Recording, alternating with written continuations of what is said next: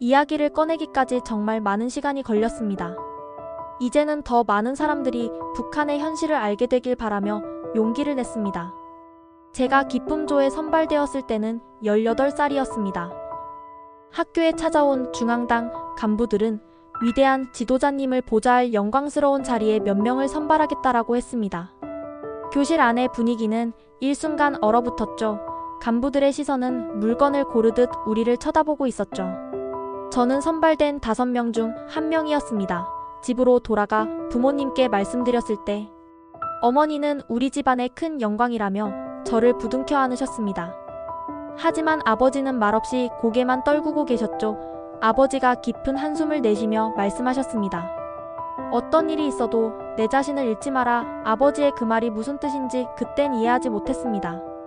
처음 기쁨조로 보내졌을 때 우리는 춤과 노래를 배우고 외모를 가꾸는 훈련을 받았습니다. 겉으로는 화려해 보였지만 실상은 너무 달랐어요. 매일 외모와 체중에 대한 평가를 받으며 굴욕적인 지적을 견뎌야 했습니다. 가끔 밤중에 고위 간부의 방으로 호출되곤 했는데 그때마다 공포로 몸이 굳어버렸습니다. 가장 끔찍했던 기억은 첫 접대 자리였습니다. 고위 간부의 생일 파티였는데 우리는 그들의 놀이개처럼 취급되었습니다. 술에 취한 간부들은 노골적인 시선과 행동으로 저희를 괴롭혔고 저는 끝내 눈물을 삼키며 견뎌야 했습니다. 제 자신이 점점 부서져가는 것을 느꼈습니다. 제 자존감은 이미 바닥을 쳤고 살아갈 이유조차 희미해졌습니다. 그곳에서 알게 된 동료 소연이는 저와 나이가 같았습니다. 처음엔 서로 의지하며 견뎠지만 어느 날 소연이가 저에게 털어놓았습니다. 난 여기서 더는 못 살겠어. 우리 결국 인간 이하의 삶을 살게 될 거야. 소연이의 말처럼 우리는 더 이상 사람이 아니었습니다. 하나의 상품처럼 평가하고 그들의 시선 속에서 인간다움을 완전히 잃어버리고 있었습니다. 소연이와 저는 탈출을 결심했습니다. 하지만 탈출은 결코 쉬운 일이 아니었습니다. 그곳에서는 우리를 항상 감시하고 있었고 작은 움직임 하나로도 의심을 살 수 있었습니다. 결국 우리는 몰래 시설을 빠져나와 중국으로 이어지는 험난한 산악지대로 향했습니다. 국경 근처로 가기 위해 우리는 낮에는 숲속에 숨어 지내고 밤에는 인적이 드문 산길을 따라 걸었습니다. 한 걸음 한 걸음 자유를 향한 길이라 믿으며 버텼습니다. 산악지대에서는 군사 초소의 감시를 피해 움직여야 했습니다. 감시등이 비추는 광경을 볼 때마다 우리는 나무 뒤에 몸을 숨기며 공포에 떨었습니다. 특히 한 번은 초소 근처에서 깨짖는 소리가 들리자 간신히 숨을 죽이고 엎드려야 했습니다.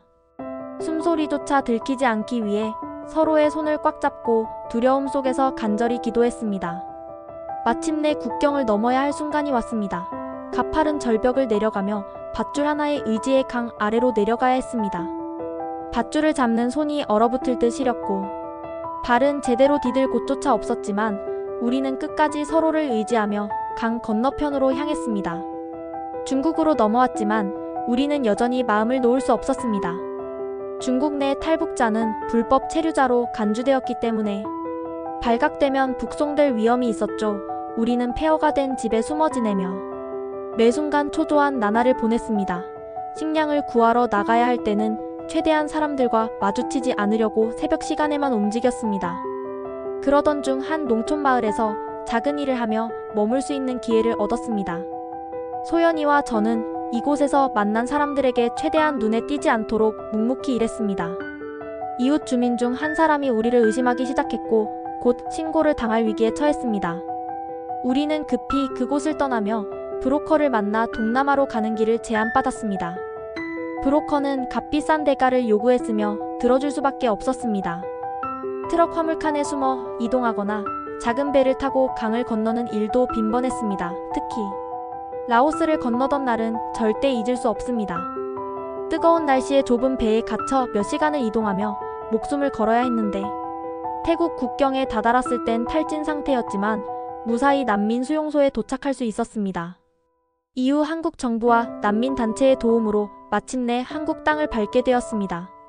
처음으로 진정한 자유의 공기를 느꼈습니다. 마치 어둠 속에서 빛을 찾은 기분이었죠.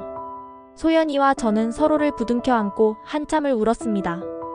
북한에서는 상상도 못했던 자유에 적응하는데 시간이 걸렸습니다. 하지만 정부의 지원 프로그램과 주변 사람들의 따뜻한 도움 덕분에 조금씩 새로운 삶에 익숙해질 수 있었습니다. 소연이는 간호사가 되어 다른 탈북민들을 돕고 있고, 저는 지금 탈북민 지원 단체에서 일하며 북한의 현실을 알리고 있습니다. 우리가 겪은 일들을 통해 더 많은 사람들이 북한의 현실을 알게 되고, 탈북민들에게 따뜻한 손길을 내밀어 주길 바랍니다. 오늘의 노스픽스 이야기는 여기까지입니다.